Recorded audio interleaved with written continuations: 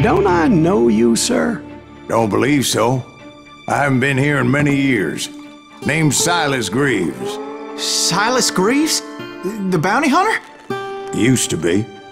Ah, what are you doing here in Abilene? Just passing through. Got a little business to take care of. Well, sir, it would be an honor if you would allow me to buy you a beer. Hell, son, it would be my honor to drink it. I'm Molly. Howdy. I'm Dwight. That's Jack and Steve. Ben's behind the bar. Oh, I bet you got some great stories. A couple. Any of them true? Jack, be nice. A few. What about your shootout with Henry Plummer's gang in Bannock, Montana? Is that where you started as a bounty hunter? That's what it says in this here dime novel. Don't believe everything you read in them dime novels, boy. First man I hunted was back when I was riding with Billy the Kid. You knew Billy the Kid? Damn right. That scrawny son of a bitch had no fear.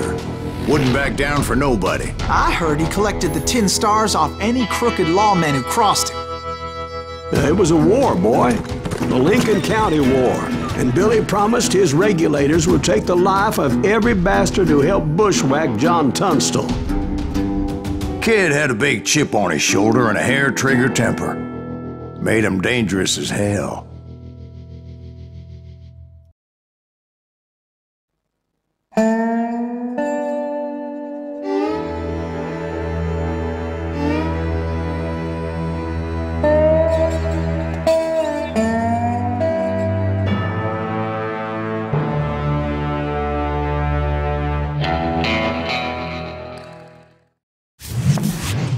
It was about 30 years ago. Billy was hiding out in an abandoned farm near Stinking Springs. I threw in with the kid because the man I had sworn vengeance on was riding with Billy's enemies. But before I tell you why I want that sumbitch dead, let me tell you what happened that day. I was heading back to the hideout when suddenly I had this funny feeling. Funny, ha-ha? No, Steve. The other kind of funny.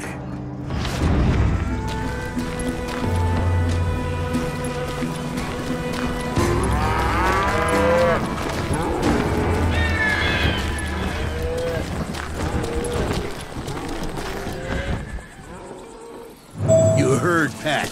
You need to stay here and keep an eye on the road. That's not fair. We're missing all the fun. I knew those two morons would never let me through. I had no choice. Is he with us? Was it Pat Garrett's posse? Oh, yeah. I heard the shots and I knew I had to move fast. Garrett and his army of deputies had surrounded the entire homestead. They're coming from the rear! I decided to help Billy and the boys out a bit. So that's just what I did.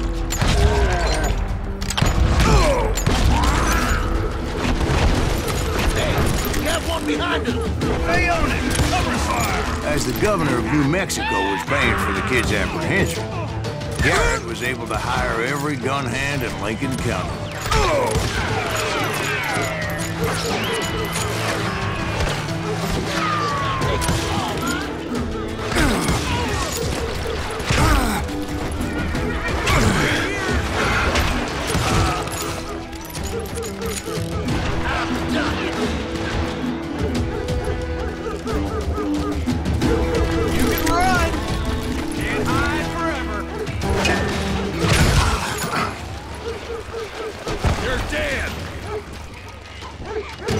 I knew that going through that front door meant putting my butt in a shooting gallery, so I decided to get sneaky.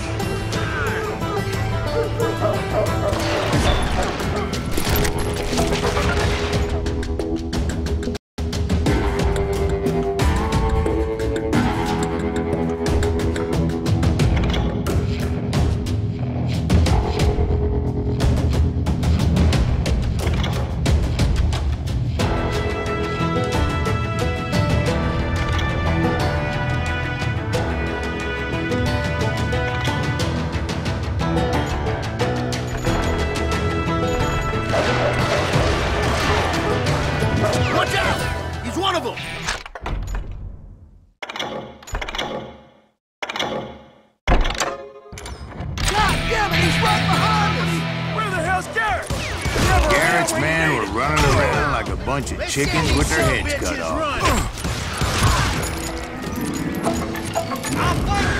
Still, one of them reached the water tower.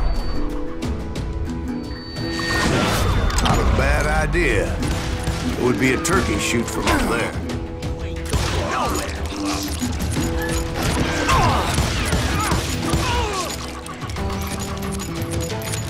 Luckily, these shooters Garrett hired weren't the sharpest tools in the shed. A lot of them were saddle tramps or sod busters or drunken drifters looking to make a few bucks.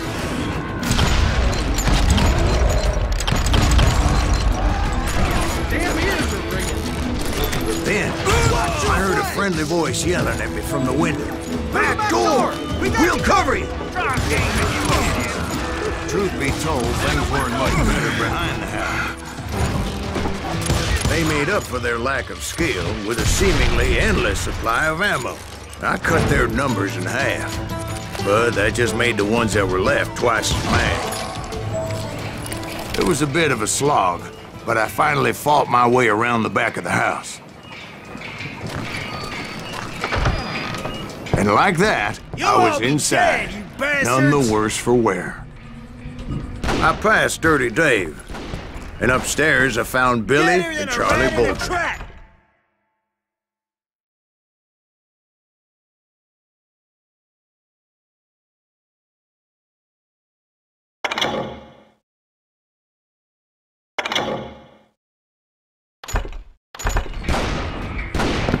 You think you can kill me too? How about...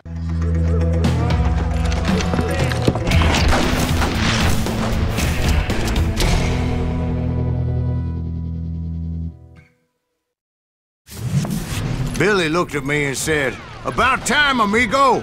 Grab a gun and get to the window!" Wait, so you were friends with Billy the Kid? Yeah, sort of. Where'd he come from? Anyway, we were surrounded by dozens of deputized shooters who wanted to do us harm. Don't let him get away with it! I'm telling you, Garrett's men were dropping like flies, but they just kept on coming.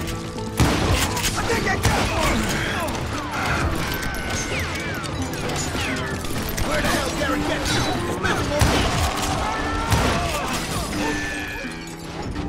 That's when Charlie got hit. "They're catching us in a crossfire," shouted Billy. "Get to the other side!"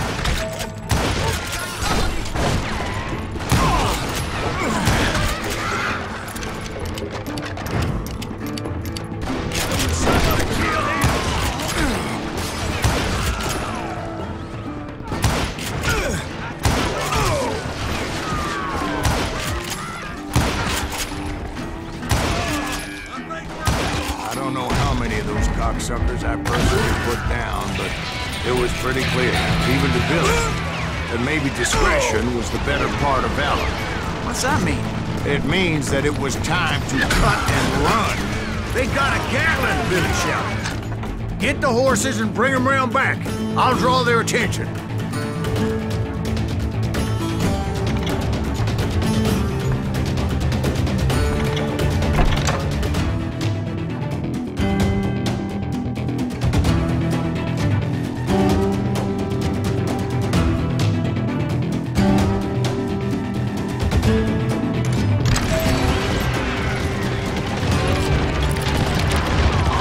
He directed that order at me, and I thought, why the hell do I have to do it? Those poor sons of bitches are Many done would have for. fled in my place. But I had that false sense of invincibility that many young men have. Like Jack here. What are you saying, old man? Jack, he's just joshing with you now. Yeah, he better be. Mr. Greaves, please continue. Please, call me Silas, ma'am. Now, where was I? You were heading for the barn. Gonna make you bleed! Making my way past a passel of fallen foes. Sounds like Garrett hired a whole regiment of hired guns.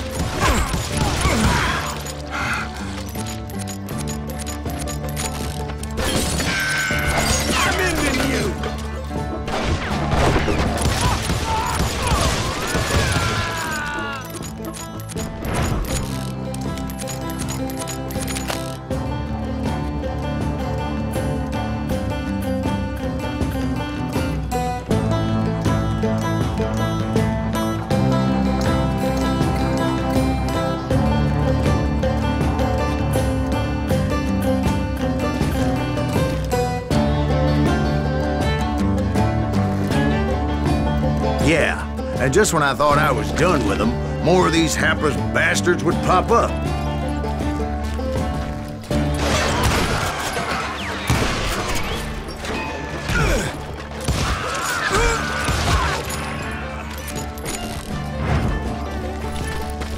Finally, I had the stables within my reach. After the fight, maybe we could treat ourselves to some fried chicken.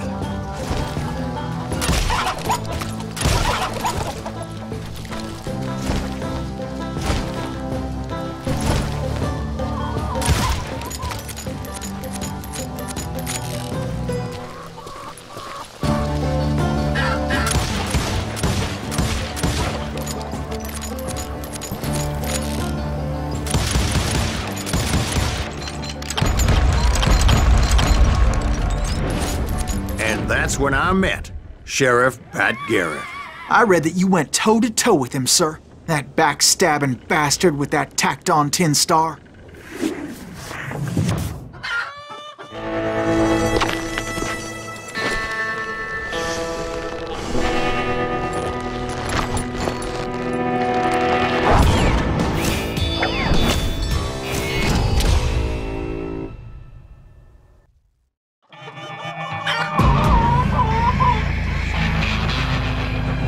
Challenged him to a showdown. You read that in a dime novel? It said he showed no fear as he took your measure with eyes like a rattlesnake.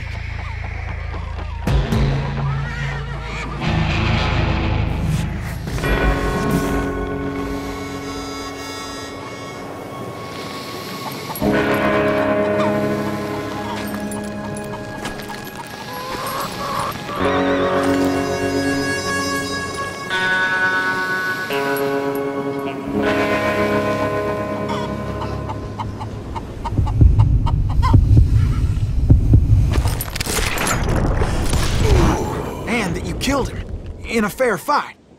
Is that what that Penny Dreadful said? No, boy. That ain't what I meant when I said I met Pat Garrett. So let me start again. I finally reached those damn stables.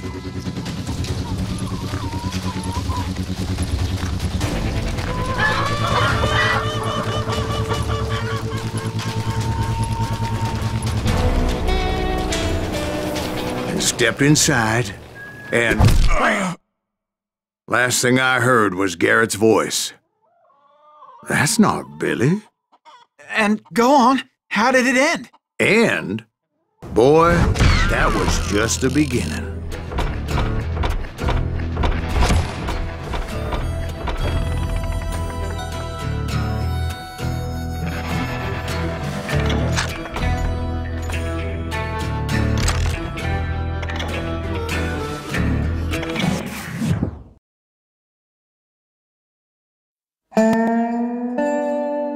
So what happened? Did Garrett arrest you? Yeah, after I came to. The bastard had clocked me with his Colt.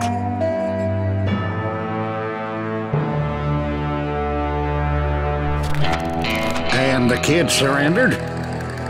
When he realized there was no getting out of there alive. So they locked you up in Lincoln? Indeed they did. Sentenced me to hang right along with the kid.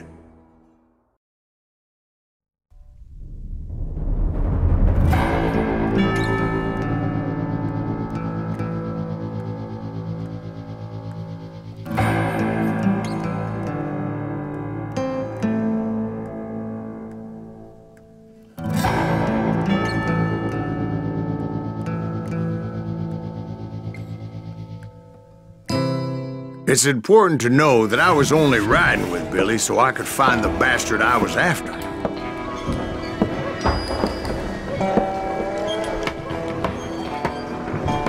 He was with John Kinney's gang, and they were sworn enemies of Billy's regulators. Why were you after him? I owed that son of a bitch a bullet for what he had done to me and mine. Instead, all I got for myself was a goddamn death sentence. Luckily, it was right around then that I heard Billy make his move. He shot Jim Bell and a few other guards as he made his getaway. Later, they wrote that some lady friend planted a pistol for him in the privy. What the papers didn't say is that Billy helped me escape too.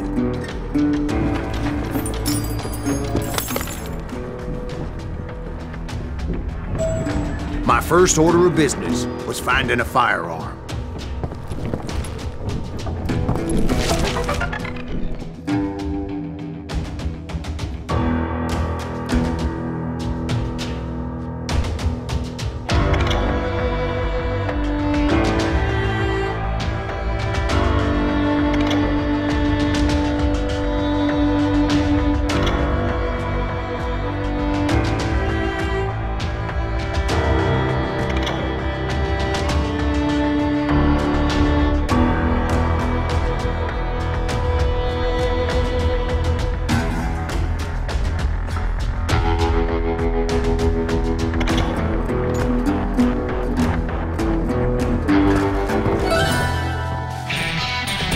Luckily, I located Deputy Bob Ollinger's mean-ass shotgun.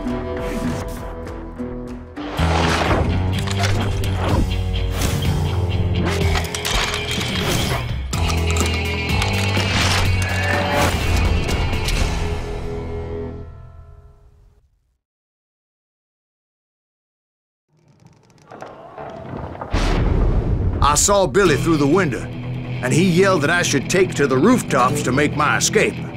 So I did. Anybody see Billy? Son of a bitch, shot down! Hell yeah. That scatter gun was like a double-barreled howitzer.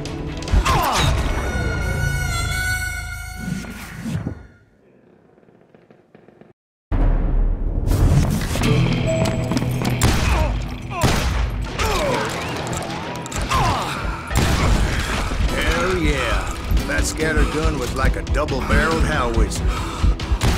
It could blow a man clear off his feet. You hardly had to aim the damn thing. Guards were everywhere looking for him. Can't let the kid get away.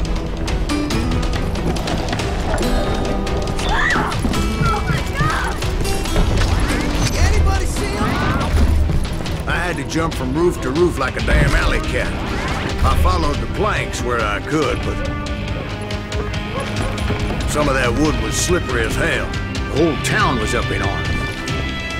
And suddenly, I was a fugitive. How the hell did the kid escape? Garrett's gonna kick our ass! I can't have gotten far!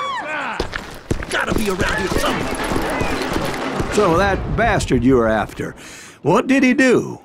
He did me and my family a grievous harm. But I knew if I was ever gonna find him, I would need to get my ever-loving ass out of there. I tried to be stealthy and sneak my way past.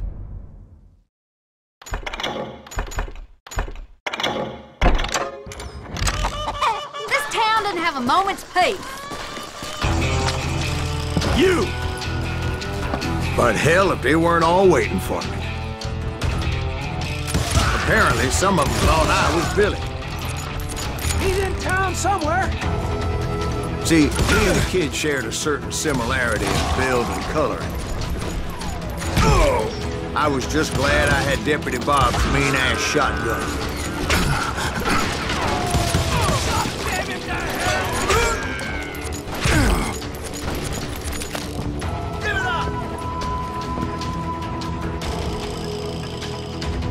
Show yourself!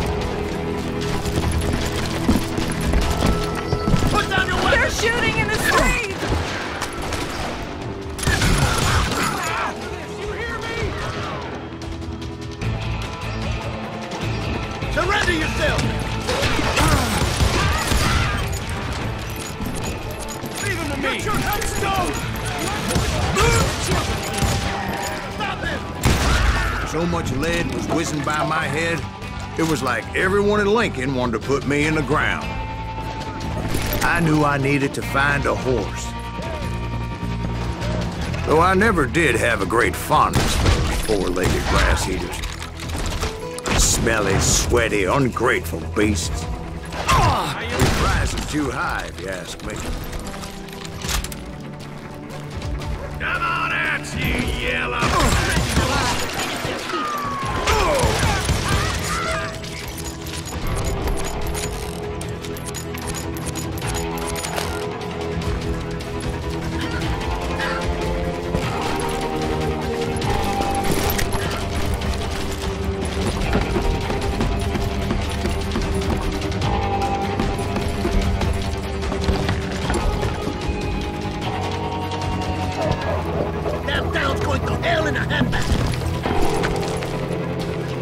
But where was the kid while you were busy getting shot at? Gone. And that's when it occurred to me why Billy set me free.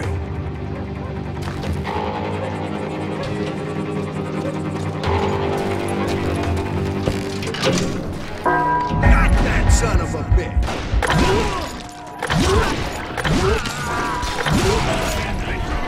Respect for decency?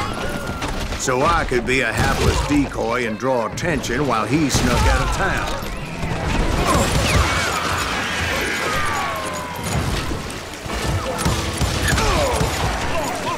I knew if I made it out of there in one piece, no one would put a price on my head.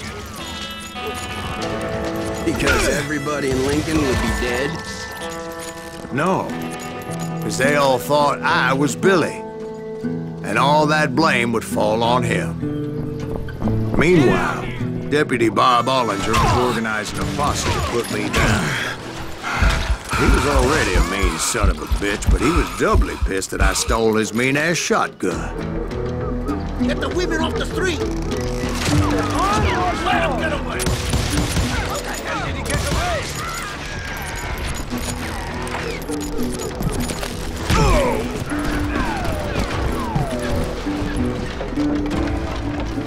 We're gonna be in deep shit when Pat gets back!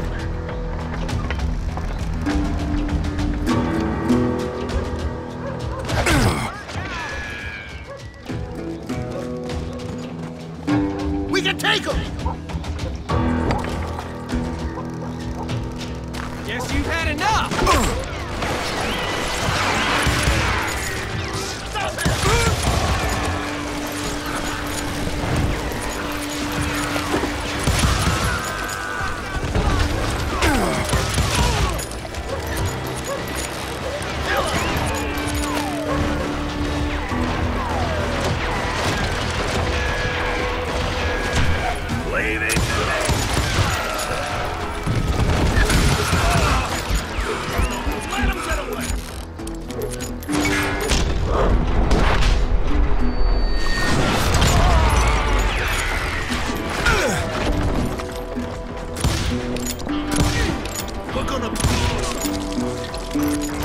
Finally, I found what I was looking for. The stables on the edge of town. I guess Billy saved your ass, taking out Bob Ollinger the way he did. Billy didn't kill Bob. Well, sure he did. He dispatched him right after he shot Deputy Bell. No, sir. Because Bob came right up behind me, angry as hell that Billy had lit out. "Hello, Bob," I said. "I think you better let me go." And he says, "I don't think so, boy. Not with my shotgun." So we stood there in the middle of the street, eyeball to eyeball. He intended to kill me, and I knew I had no choice but to defend myself.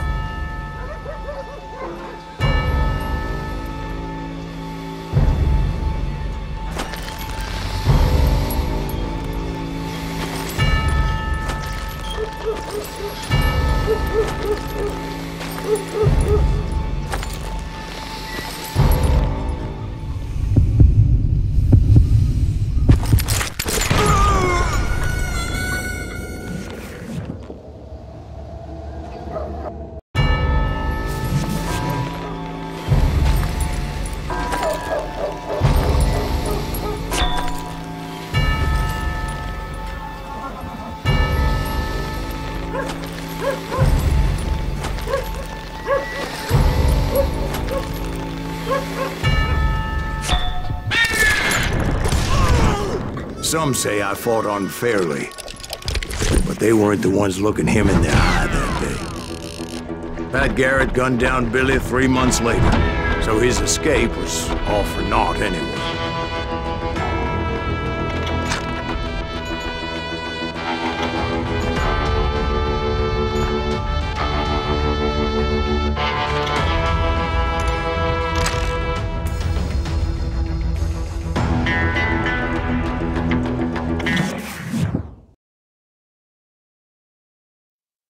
So where'd you go after Lincoln? Mexico. Until I realized nobody was looking for me. I ended up taking a job at the Rurales. The Mexican Rurales?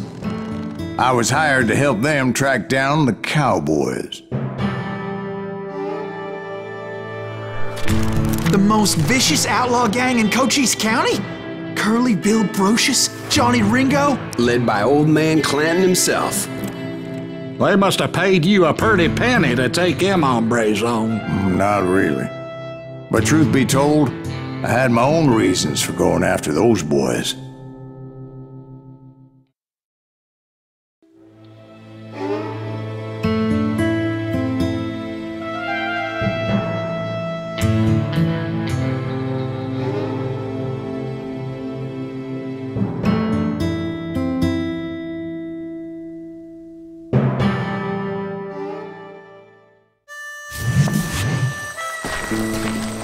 So was the bastard you were after now riding with the cowboys?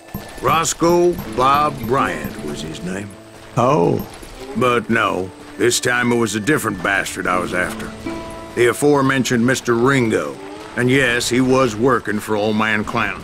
I came upon them robbing a stagecoach, which wasn't surprising, being they were such murderous thieves and bastards. The bandits wore red scarves, so I knew they worked for the old man. Over there! There! I did my best to help those poor bastards.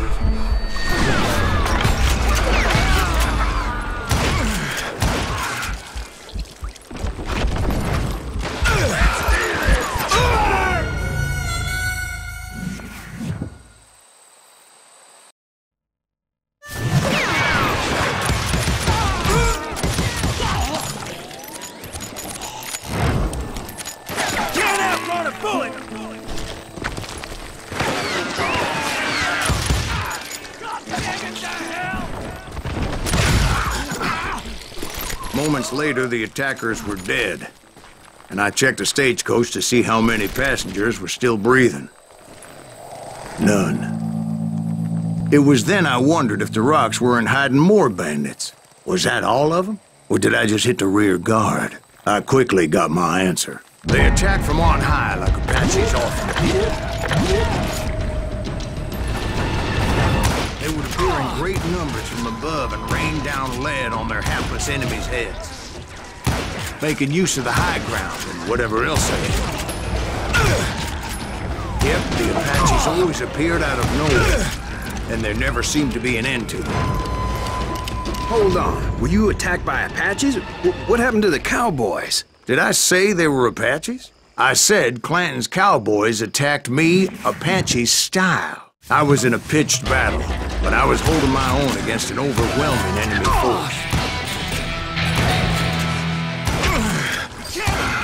See, at the time, I was still pretty green and would often blunder into regrettable situations.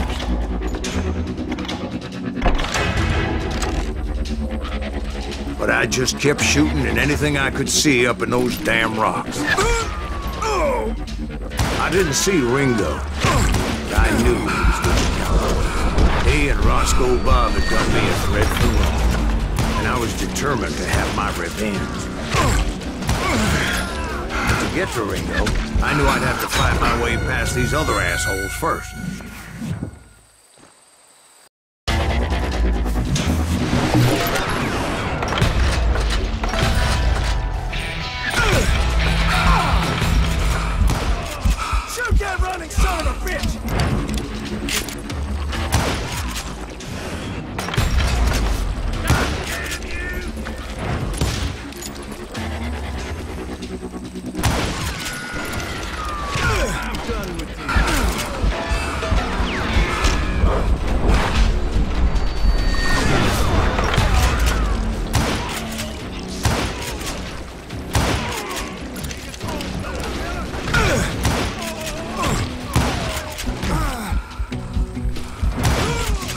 Unfortunately, I was running out of ammo.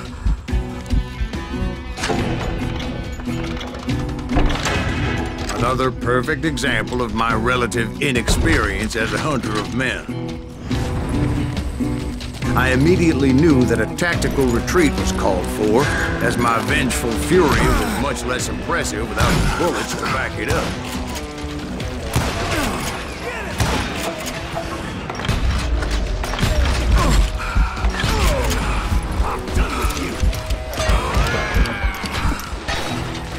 Finally, they managed to corner me. Trapped as I was, the odds of my survival seemed pretty slim.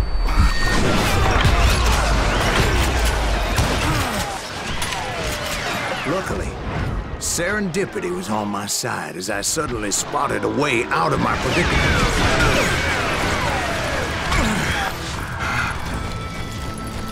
Shoot that running son of a bitch! I ran ahead as if the devil himself was after me. Bullets were whizzing by my ears, but I wasn't about to roll over and die. I just kept running like there was no tomorrow. Because there wouldn't be if Clanton and his men caught up with me. As I was scurrying around those caves, I thought, what was I thinking? Going up against a gang like this?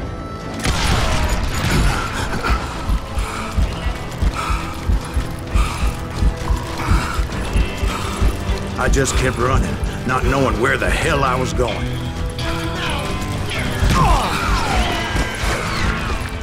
And that's when something miraculous happened.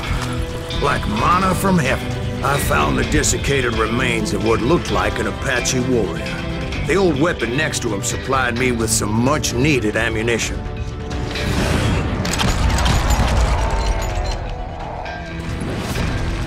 Bat Masterson once told me it was more important to be lucky than good, and he would know.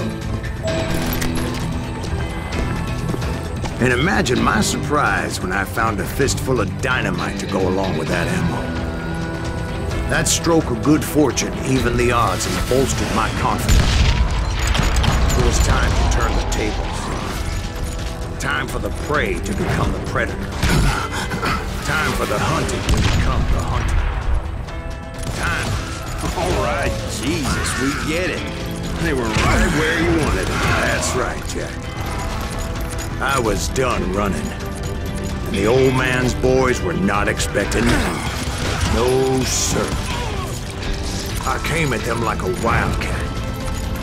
My fury knew no bounds. It was finally time for that old man to pay for his sins.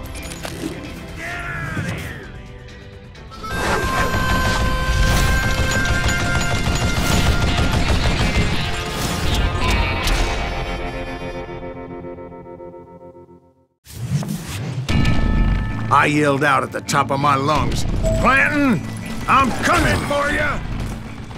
A little stealth might have made more sense, to be perfectly honest.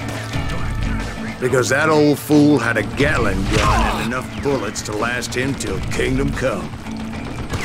But I knew I could not let that deter me. Not if I was to find and kill Ringo. I needed to get that old man off that gun.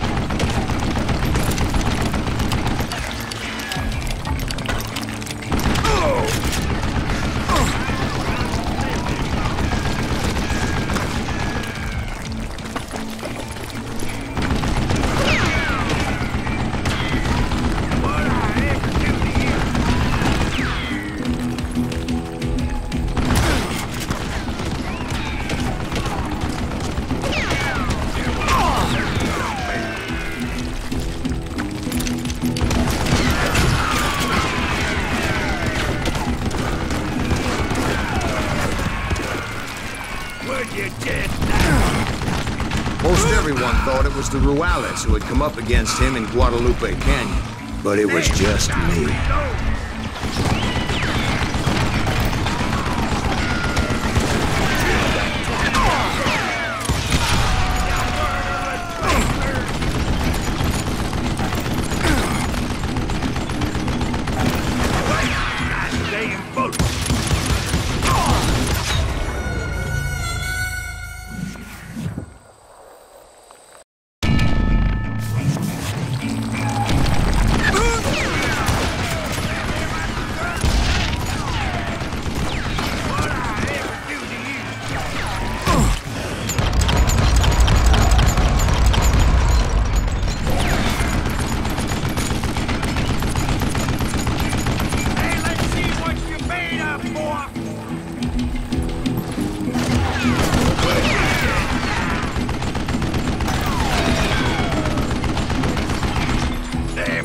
corruption camp is dead.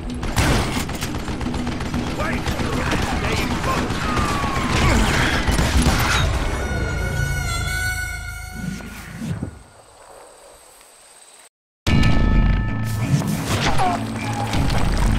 They're gonna perish.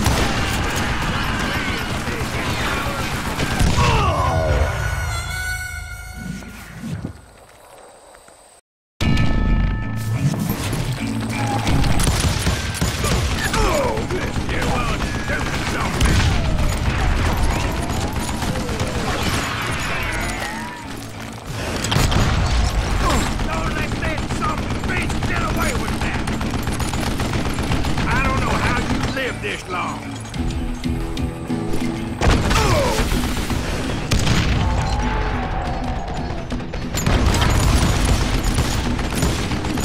Stop it hiding from me. Wait, goddamn boat.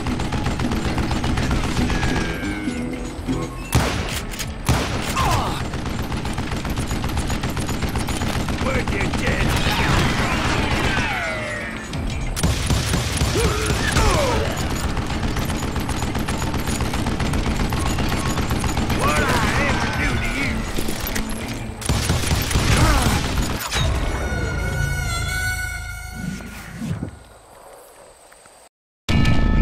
Most everyone thought it was the Ruales who had come up against him in Guadalupe Canyon, but it was just me. I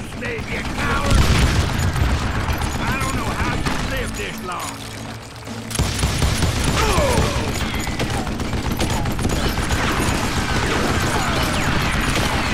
Wait, goddamn boat.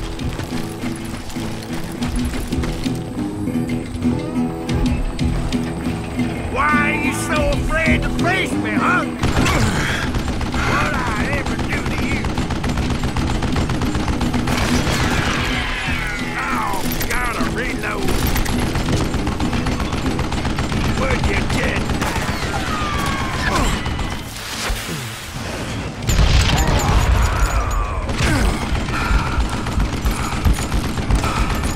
You want stupid zombie.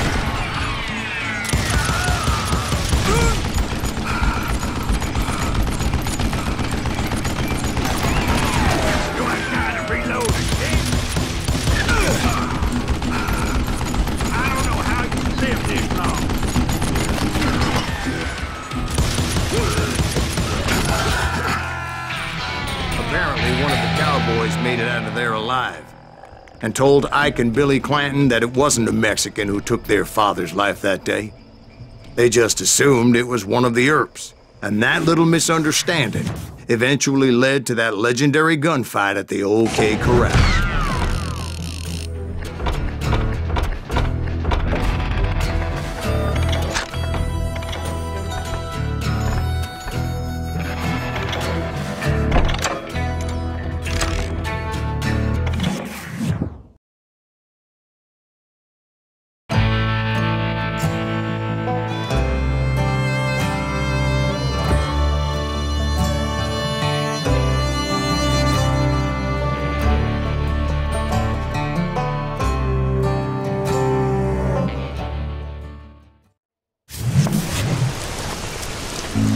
A few weeks after that dust-up at the OK Corral, I was still after Johnny Ringo. I had tracked him and the cowboys to their hideout at a sawmill, and they were loaded for bear. So, what exactly did Johnny Ringo do to piss you off? Well, him and that other bastard. Roscoe Bob Bryant? Yep. They both deserve to die, and I promise I'll tell you why. But first I need to tell you about the cowboys' new boss, Curly Bill Brocious. Herb's coming! Get ready, boys.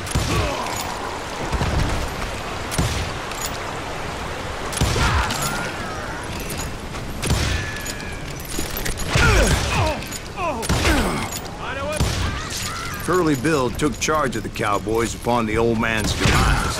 And after that gunfight at the OK Corral, the Clantons wanted revenge. So they murdered Morgan Earp and grievously wounded his older brother, Virgil.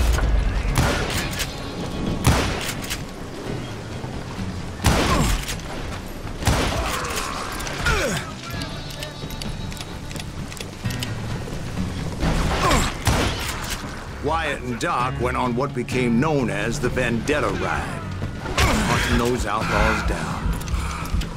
So when I showed up, that's who they thought I was.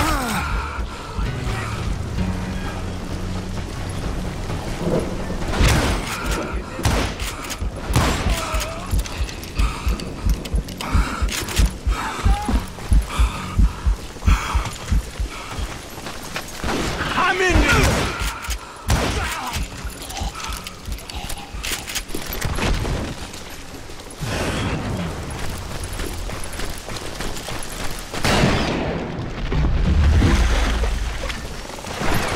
There were killers around every corner, all wearing red bandanas. That's how the cowboys identified each other, and I was beginning to wish I had one myself.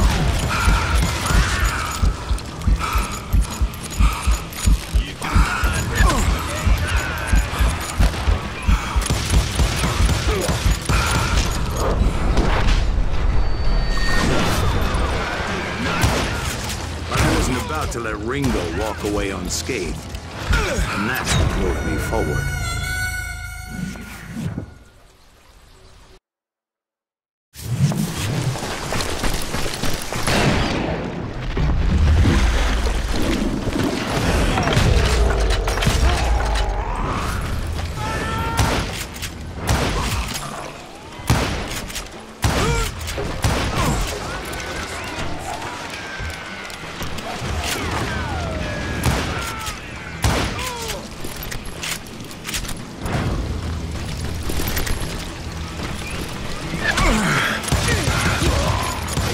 Ringo was infernally fast. Hardly saw anyone faster, boy. Certainly not Wyatt Earp.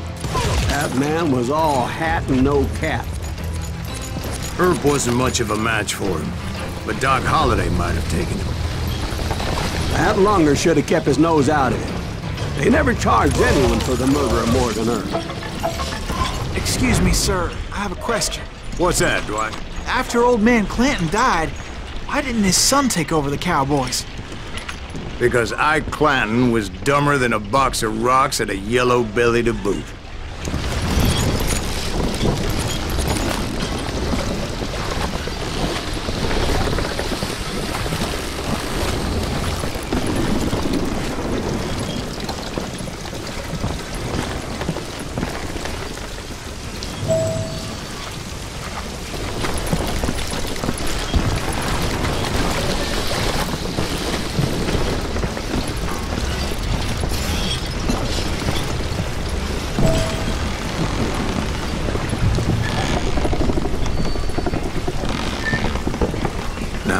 Where was I?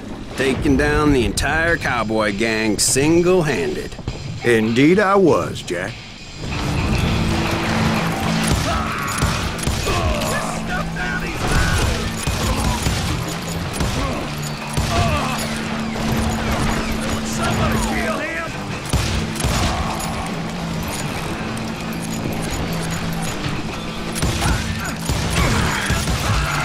It wasn't easy, as those boys had good cover.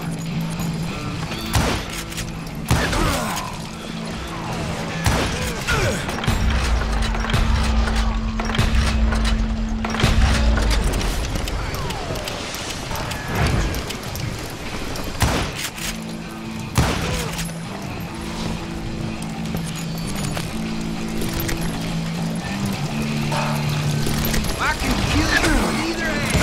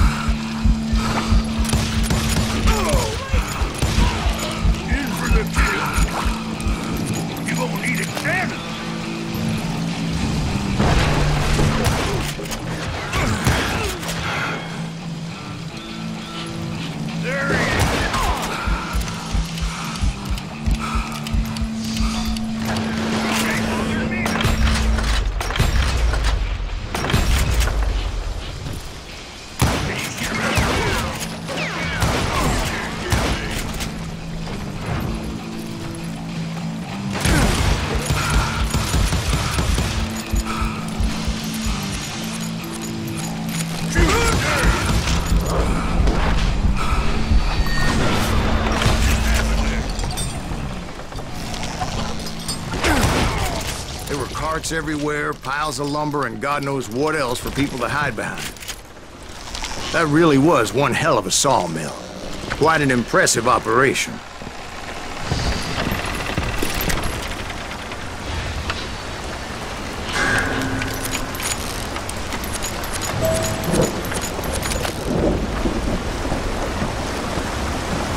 And where was Curly Bill? Did you see him? I'm about to get to that, Ben. Patience.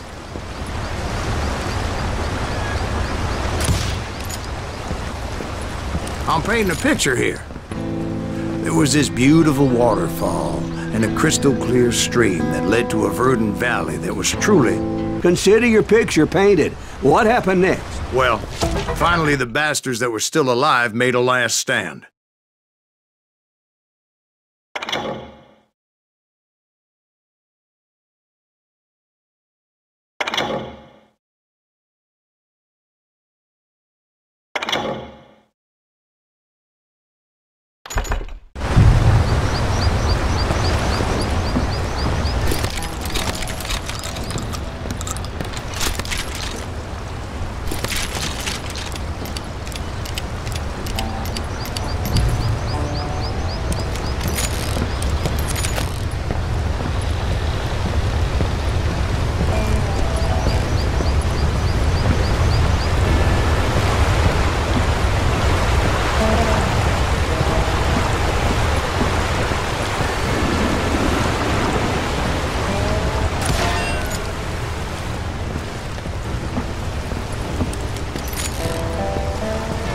Curly Bill, Johnny Ringo, and his compadres took off into the lumber yard, and I followed after.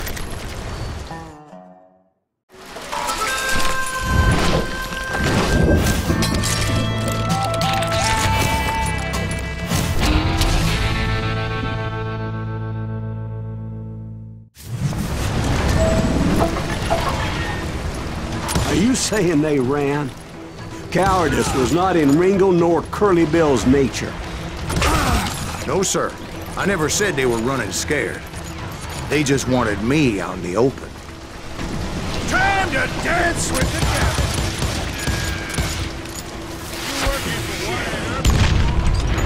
Yes, sir, man. You said you'd kill me?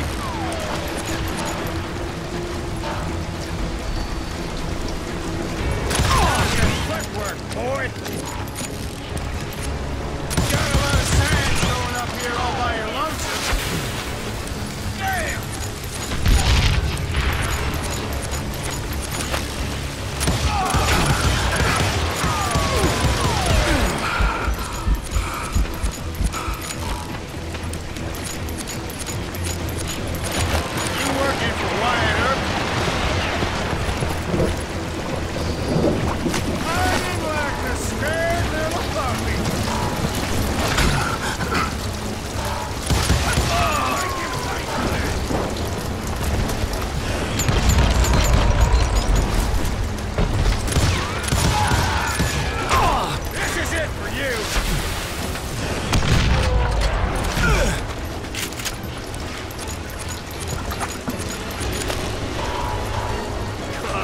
Come out wherever you are!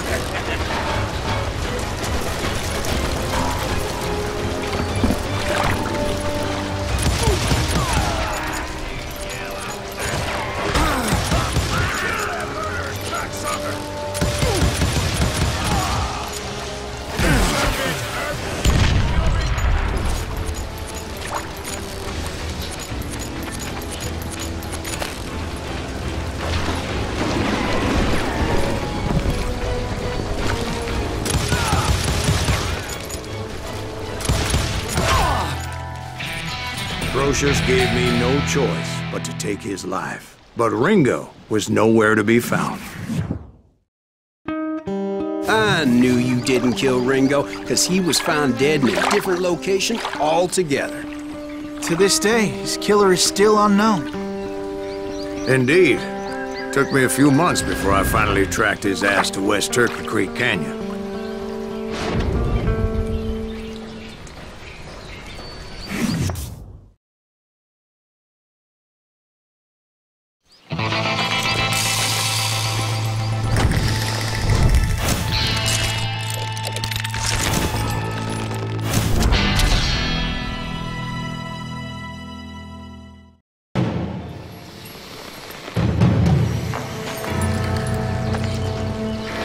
That's incredible, sir. I always thought that Doc Holliday was the one that killed him.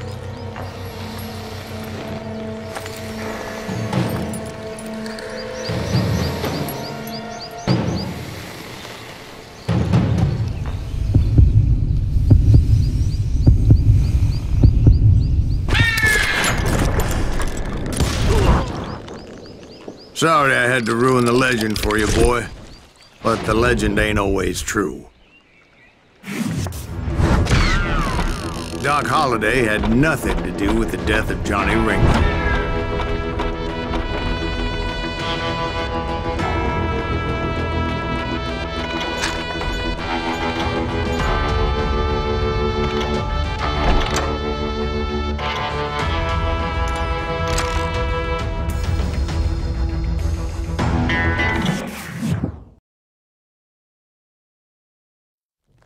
I was paid a healthy bounty for Ringo and Curly Bill, and realized there was real money to be made.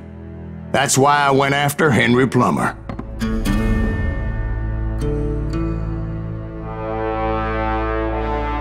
Now, wasn't he the sheriff who augmented his income by shaking down miners and robbing gold shipments? That's the one. Oh, yeah, I remember him. He ran that gang of thieving outlaws called the Innocents. So it's true that you went toe-to-toe with him? Indeed I did, son. Indeed I did.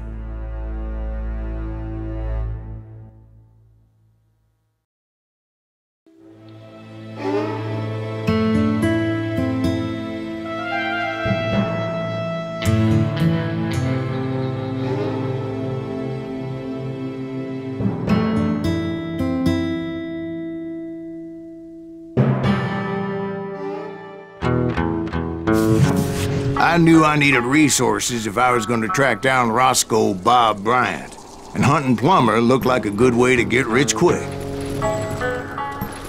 As the local vigilantes exposed him as the leader of the bandits, and put a generous price on his head. Plummer rallied his gang to plunder one last gold mine before making their escape, and that's where I thought I'd find him.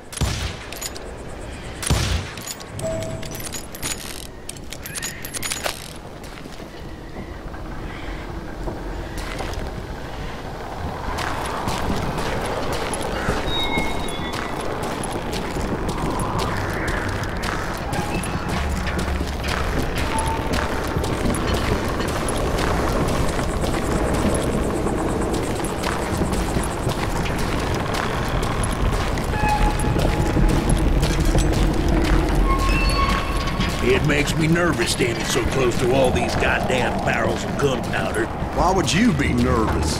No one has the cojones to come after us. As long as you don't light up a cigar, we're fine. Yeah, besides, George is up there on the rocks with that rifle of his. Nothing gets past him. My late father pointed out to me more than once. God made men, but Samuel Colt made them equal.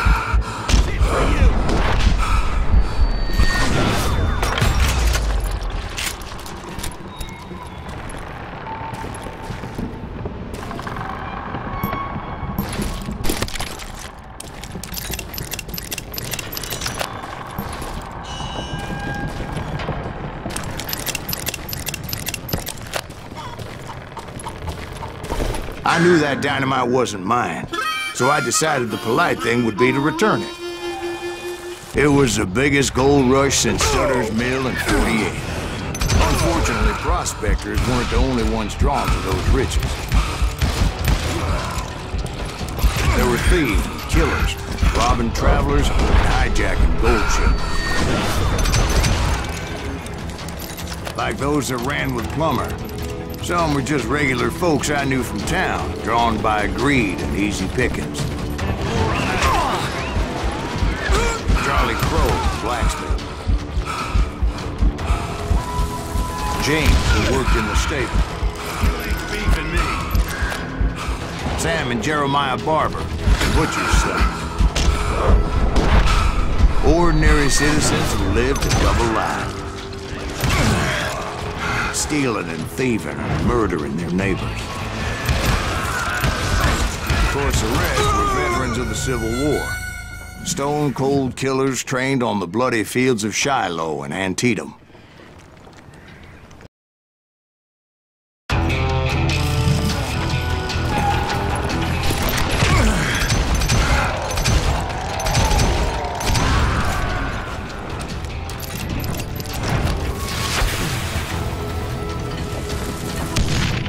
Plummer had a lot of men on his payroll.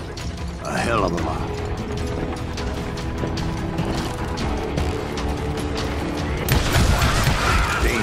Desperate individual. I was outnumbered and in way over my head, but I was too damn stubborn and stupid to realize it. They must have thought I was touched, or had some kind of death wish, seeing as there were barrels of gunpowder everywhere. I thought I was some kind of hero.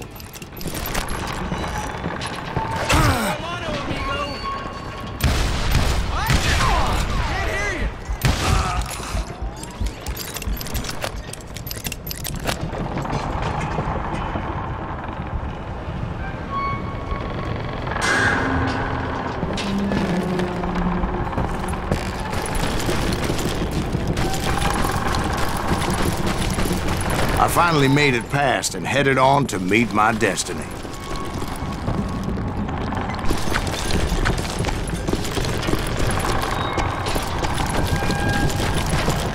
But first, I had something I needed to figure out.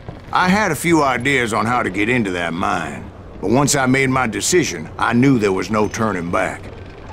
So my first thought was to enter the nearest mine portal. I saw an entrance. Made sense. It was the quickest way in, but that also made it more dangerous, as there would undoubtedly be enemy pickets posted along the way. You can't beat the innocents.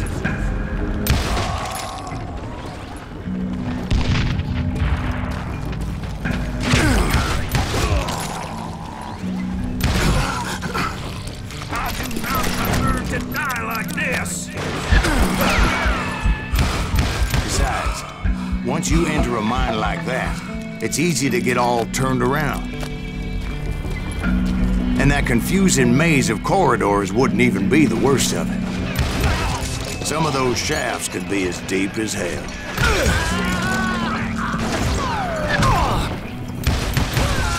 A single stumble or misstep can easily end in a deadly plunge to oblivion.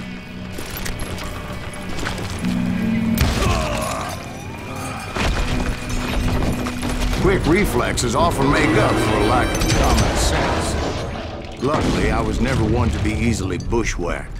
I would just need to be careful not to blow myself to kingdom come. With all that gunpowder and dynamite everywhere, a body has to know what he's shooting at.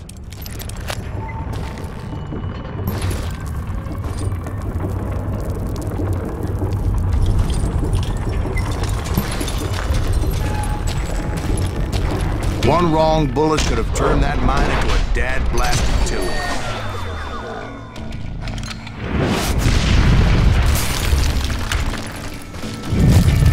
I freely admit that my plan of attack was not just moronic, but clearly insane.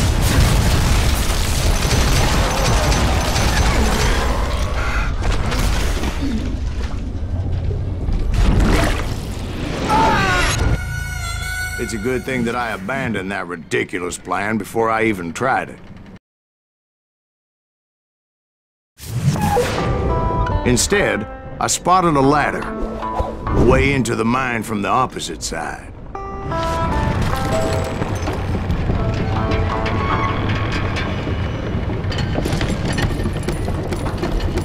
It was a long way around, but that approach seemed more sensible at the time. Of course, being I had a problem with heights, that scaffolding scared the bejesus out of me. Climbing down that ladder required some caution, because even though I had a younger man's reflexes, no man can dodge a damn bullet while climbing down a rickety ladder. I needed to make a leap of faith. I was determined not to give up, however. That Sheriff Plummer seemed quite the despicable character. When the vigilantes discovered what the sheriff was up to, people were outraged. That 10,000 they put on his head would go a long way to helping me find old Bob. And I had made it my mission to settle that score come hell or high water.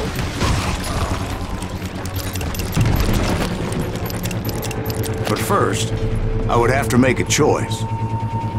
Take the elevator or climb the ladder.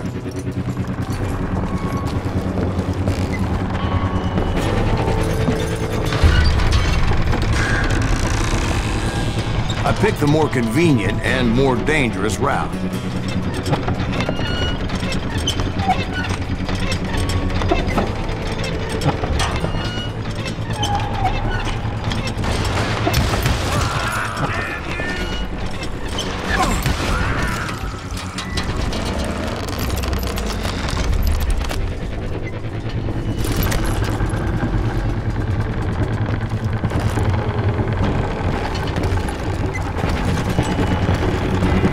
Plummer was a mad dog killer, and the people of Nevada City deserved better.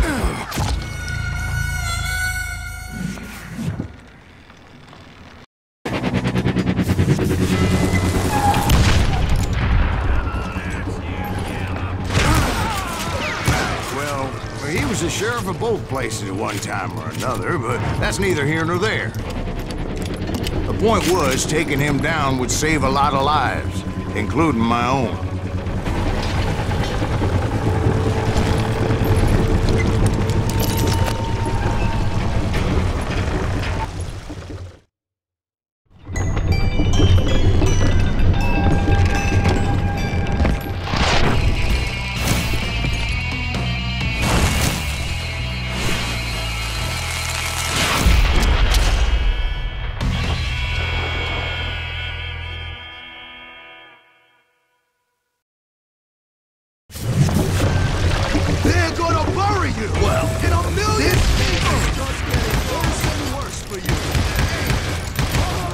Henry Plummer was clearly unhinged, and I could see right away that this was gonna take some doing.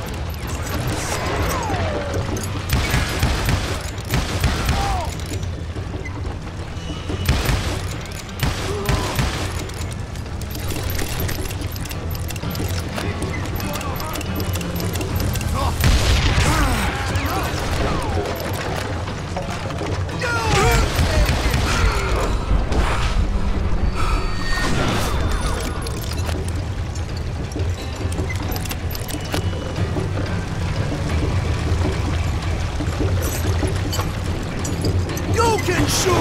But can you aim?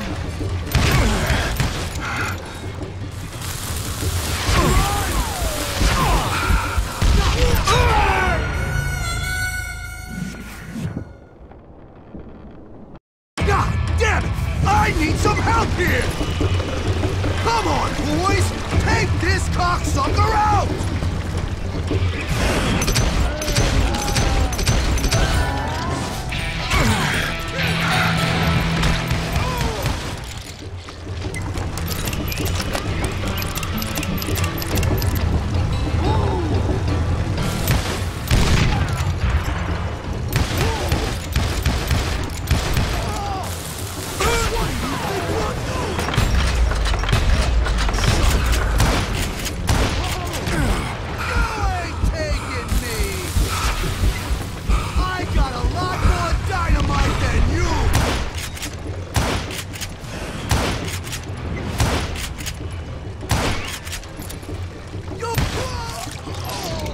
So that's how Henry Plummer died. Him and his crew were worth their weight in gold. And now, I was officially a bounty hunter.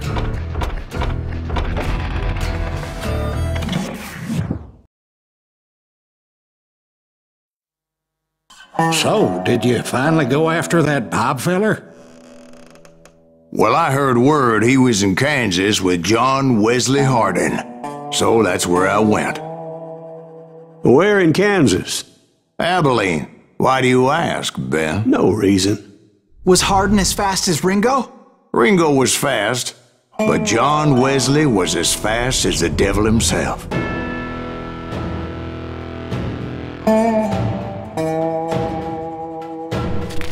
Hell, he killed his first man at 15. From that day forward, he had a price on his head and wouldn't back down for nobody, not even Wild Bill Hickok himself.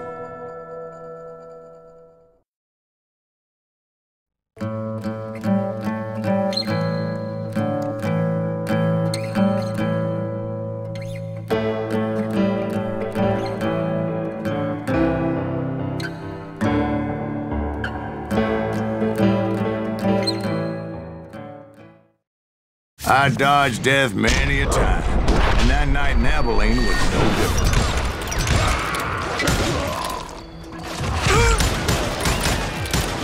I was there with the intention of finding that bastard Bob and collecting the bounty on John Wesley.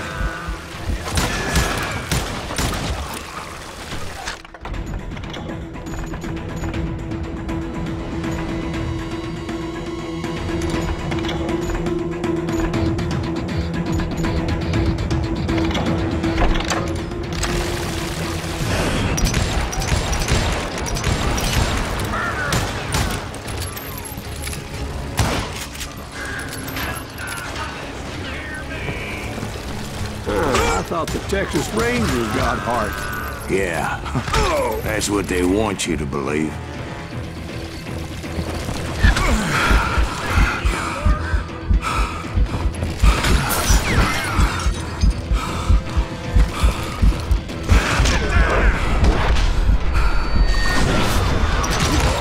It was cold in a witch's tit and a brass bra that night as I fought my way past his loyal compadres.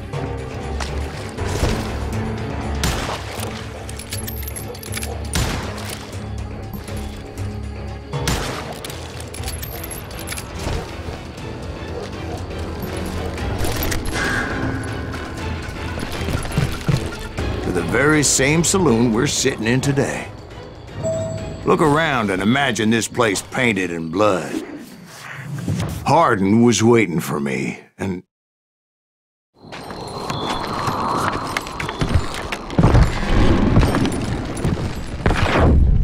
Wait, I'm jumping the gun here. Let me back up and give you some background on this sumbitch. He deserves that much. Don't you think so, Ben? John Wesley Hardin was a killer.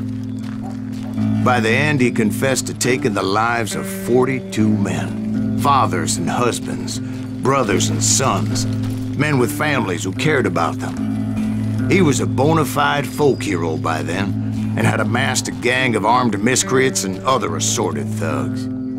He and his men set up camp outside of town, and I was hoping Bob was among them. God damn it! Shoot that son of a bitch!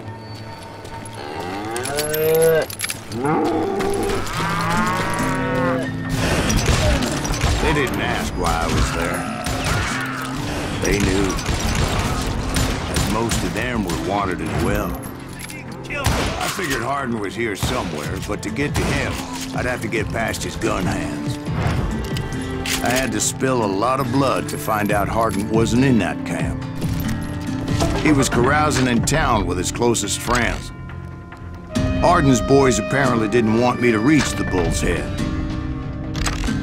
Some were hightailing it into town to inform their jefe of my unwelcomed presence. That's right!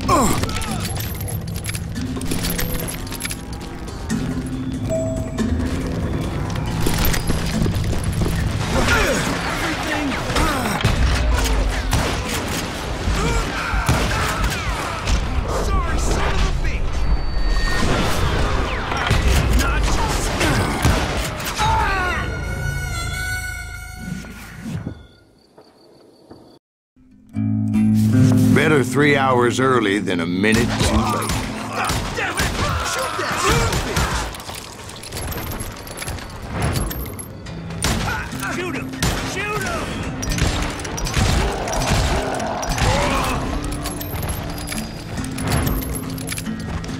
You can't hide from me!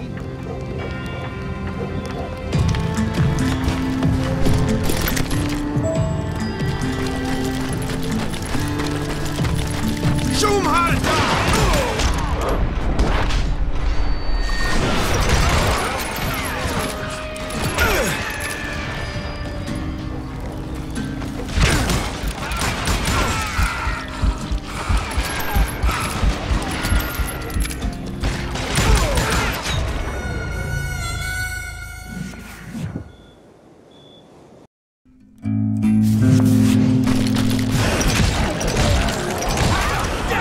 Shoot that son of a bitch! You'll die for this, you hear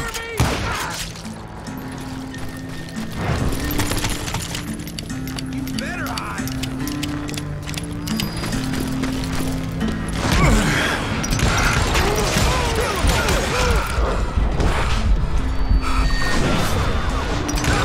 That's a first.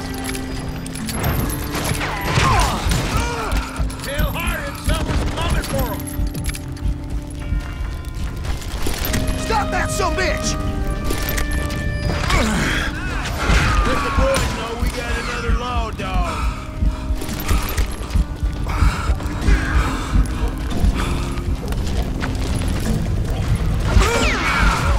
You just met your match.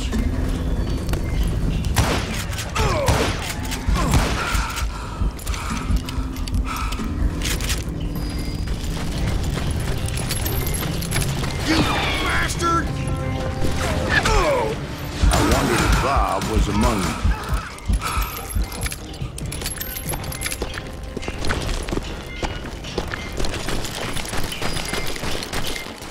And I steeled myself for the fight ahead. For as good as I was, deep down I wondered if John Wesley wasn't just a little bit better.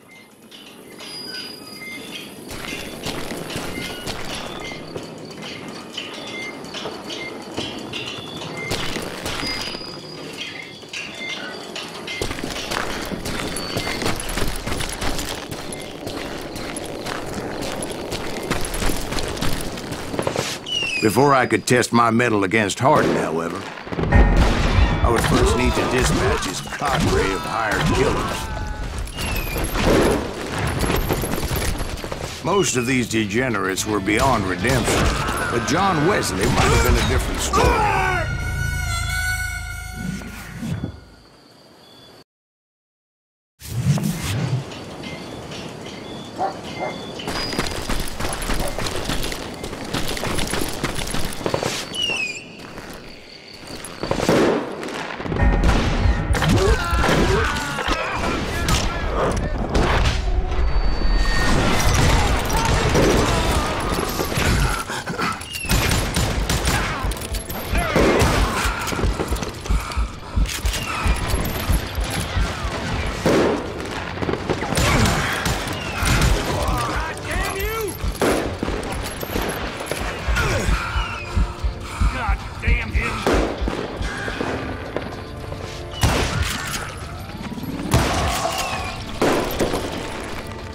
I didn't learn until later that that night was in fact his birthday celebration.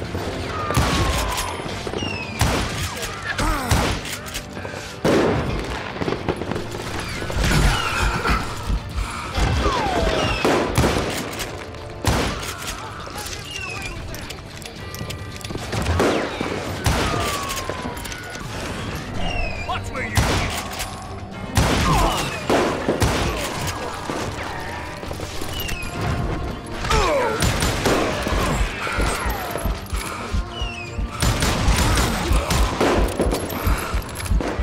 I think I already mentioned that I found Hardin in this very saloon.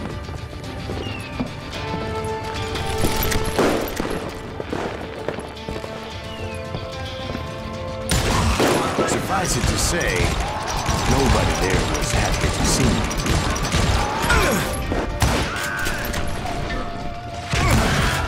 In fact, I felt a certain hostility.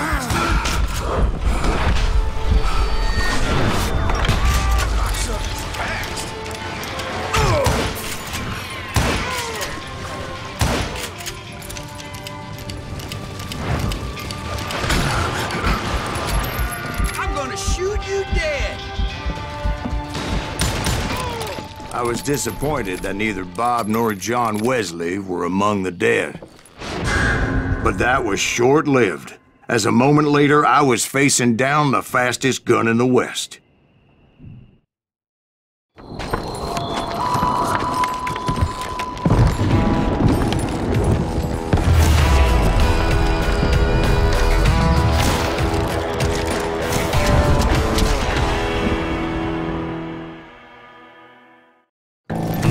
I felt a bolt of adrenaline. Or maybe that was fear. He was well known for his tricks, and I knew I'd need my own if I was ever to defeat him.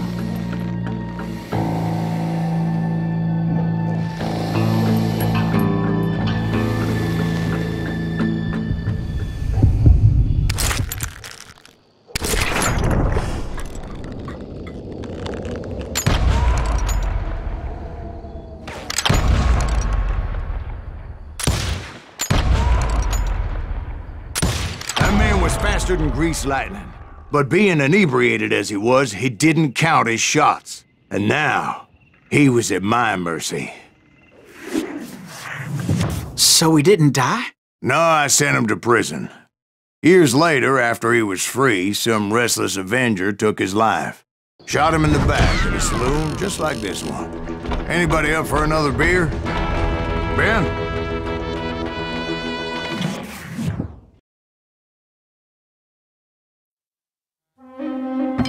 Thank you, darling. Yeah, some say revenge is a dish best served cold. So whatever happened to that Bob guy you were after? Personally, I'd like to hear some of your other adventures. Like, I don't know, did you ever go toe-to-toe with a red man?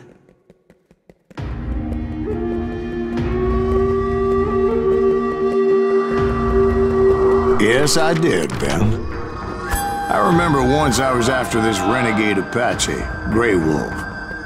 Strangely enough, revenge was also his primary motivation.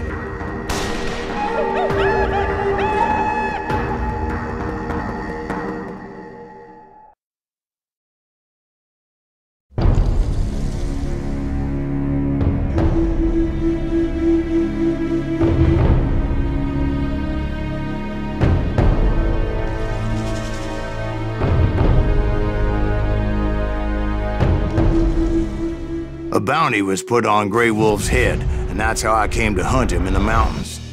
Mountains so high they tickled the nether regions of heaven.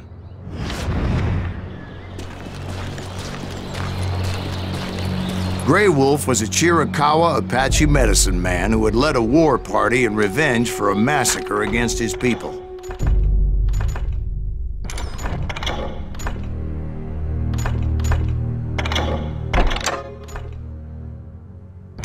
The U.S. Army had attacked his tribe during his daughter's sacred sunrise ceremony, and the slaughter was unspeakable. I understood his anger, as there's nothing more traumatic than seeing those you love die in a cruel and painful death.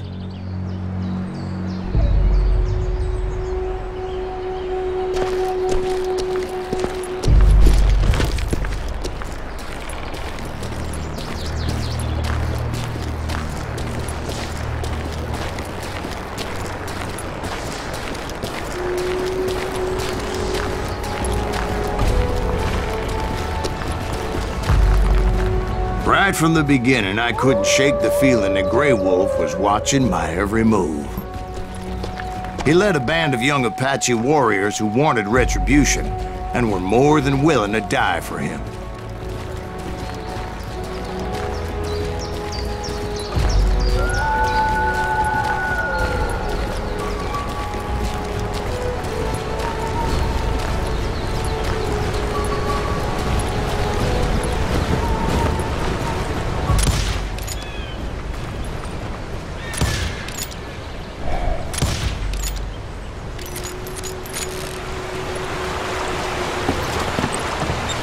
They saw me before I saw them.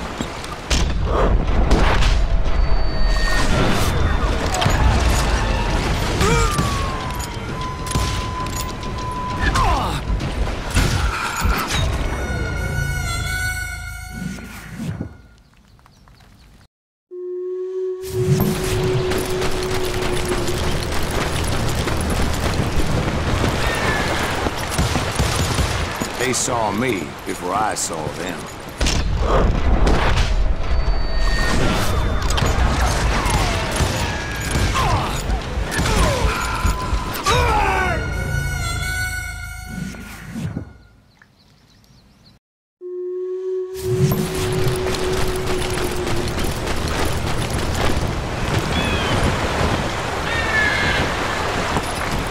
They saw me before I saw them.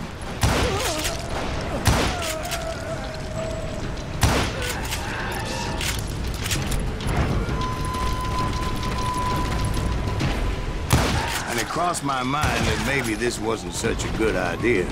But now that the shooting had started, there was no backing down.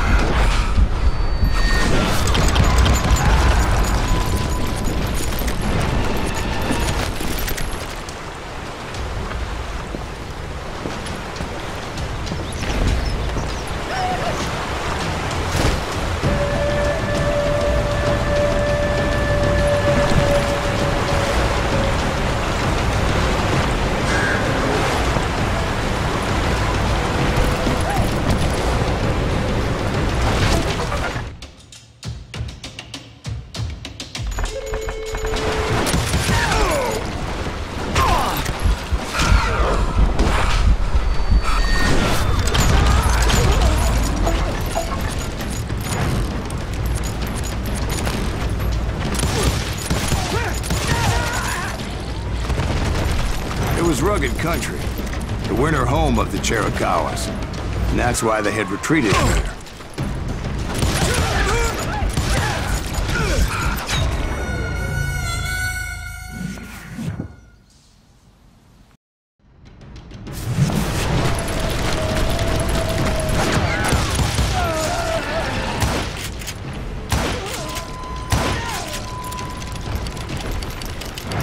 I admit to having some regrets about going after them the way I did. But then again, I got a lot of those.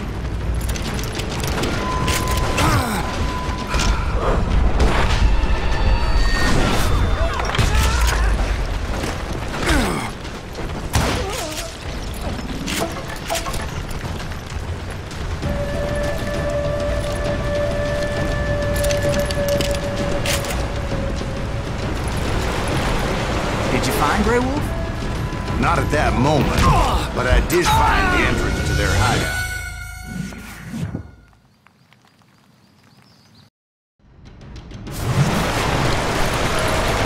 Did you find Grey Wolf? Not at that moment, but I did find the entrance to their hideout.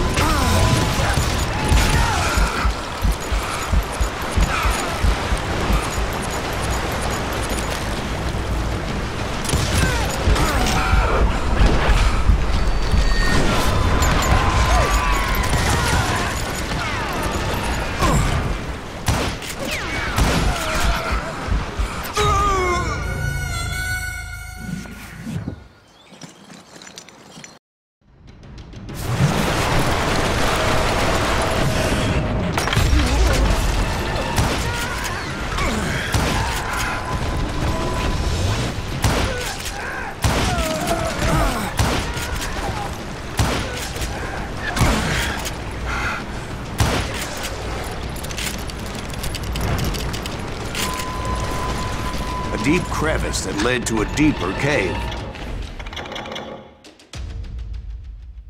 Don't tell me you went in there. Yeah, but it's not out of bravery so much as pure, angry cussedness.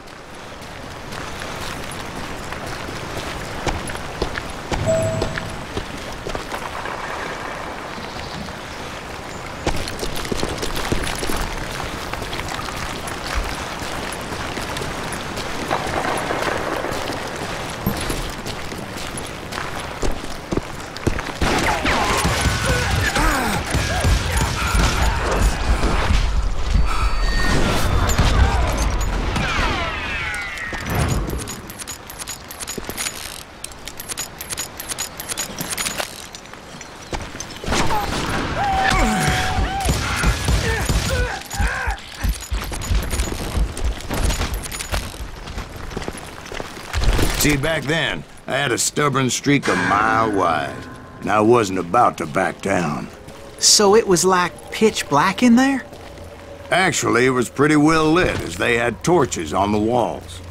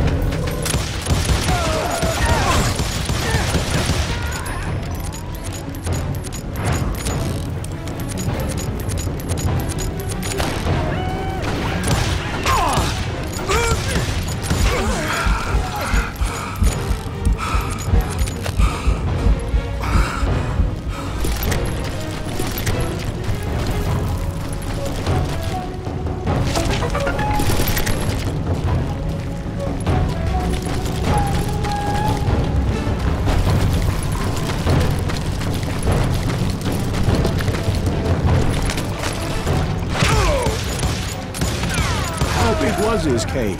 Big as hell, Ben. Chiricahua had hid out there during the Indian Wars.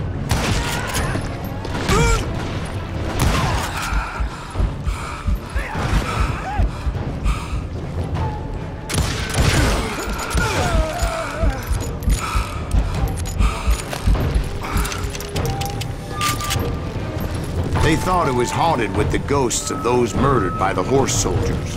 The cave was haunted with dead Indian ghosts? To be honest, I was more concerned with the live ones than the dead ones.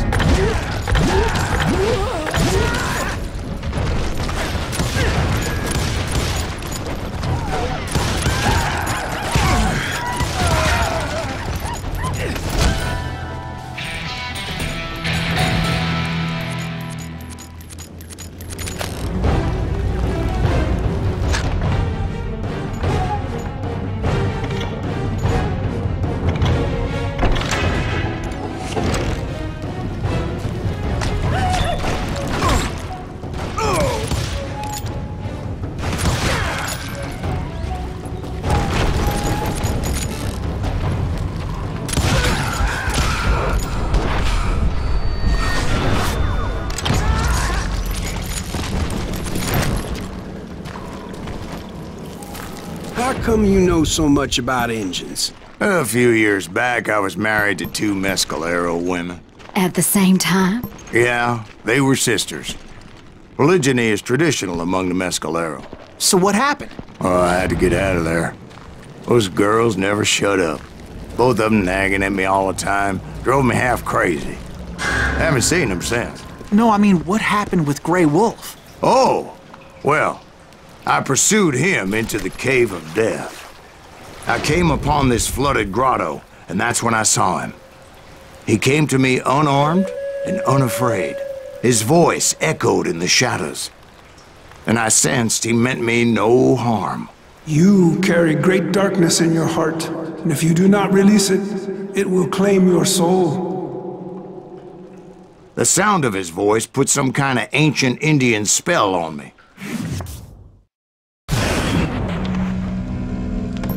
As his story unfolded in my mind. You will come to this place again and kill many more men, and the darkness will grow until it consumes everything that you are. The soul will have no rainbow. I have no tears.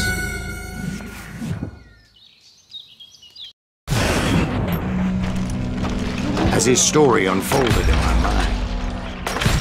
You will come to this place again and kill many more men, and the darkness will grow until it consumes everything that you are.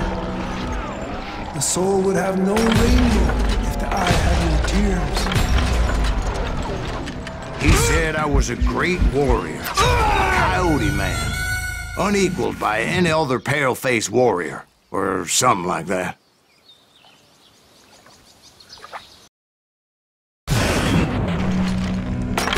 As his story unfolded in my mind. You will come to this place again and kill many more men, and the darkness will grow until it consumes everything that you are. The soul would have no rainbow if the eye had no tears. said I was a great warrior, a coyote man, unequaled by any other pale-faced warrior, or something like that. The snakes will bite shadows of your past until a venom poisons your heart, and an echo of the song of the dead summons the spirits deep from within the mountains. I didn't quite get what he was saying, but there was definitely snakes. And indeed, his warriors surrounded me and attacked me like hungry wolverines. They couldn't stop me, though, and Grey Wolf wasn't in the mood for idle talk.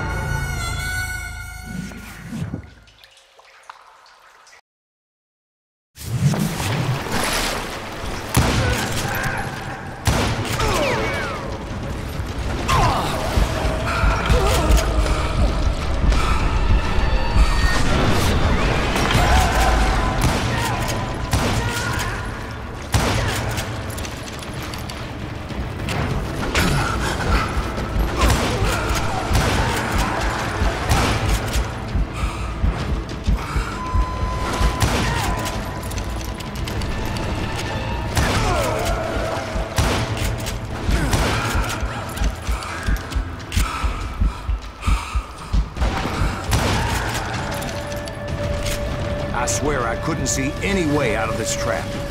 But suddenly, one just appeared. Kind of like a miracle.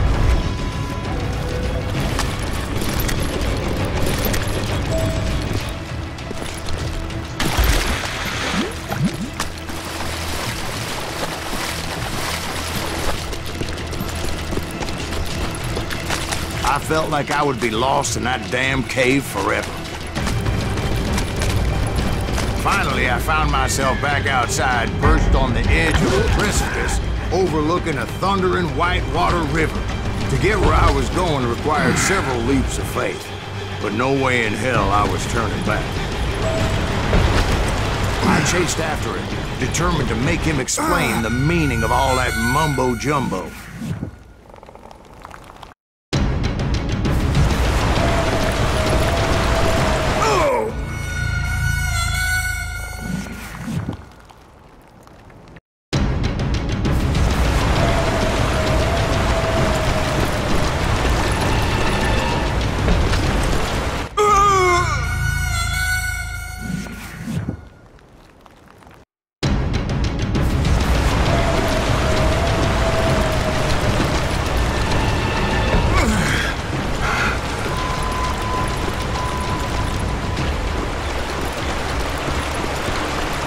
There were dozens of Apache warriors aiming at me from on high.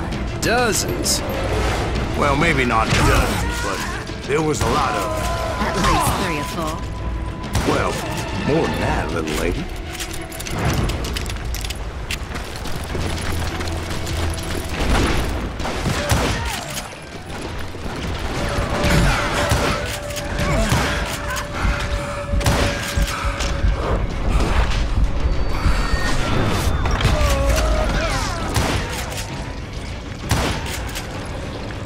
Steep climb up creek ahead of me and scrambled up those rocks like a mountain goat.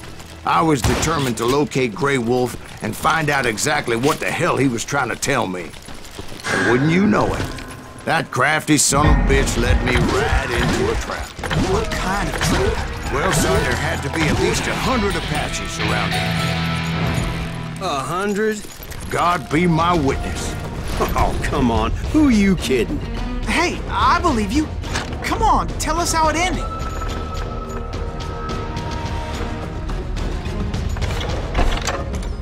All right, but I'm not gonna drag this out. Where were we? You were surrounded by 100 Apache warriors. Well, I didn't take the time to count them exactly, but there were a lot of them.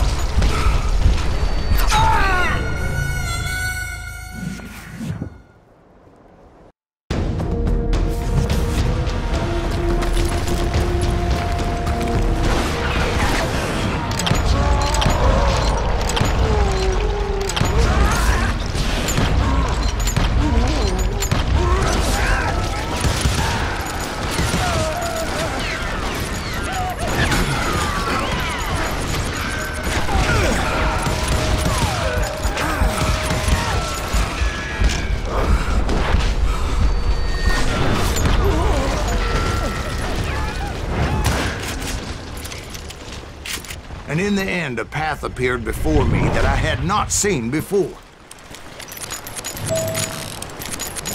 I followed it as I desperately needed to find out what Grey Wolf was trying to tell me. But it was like that son of a bitch disappeared into thin air.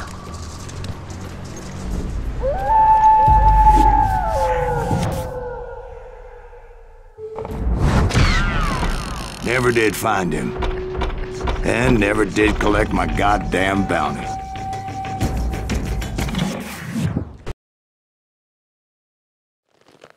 Thank you, darling. It's interesting how the truth can sometimes seem, might malleable, depending upon your point of view. Like how those dime novels make you out to be something you're not? Jack, don't be starting trouble. No, he's right. They do tend to exaggerate. Did they exaggerate your part in taking down the Daltons? Well, I was there in the flesh, boy, so I saw what happened firsthand.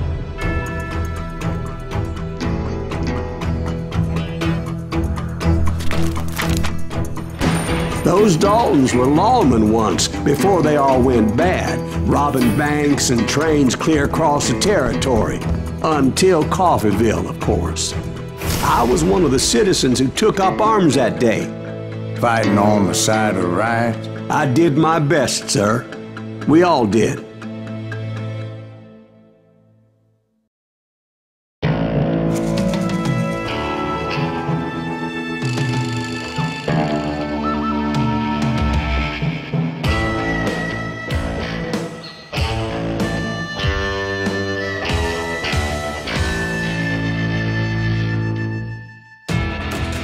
It was early morning. One of my friends was a local gunsmith, and he had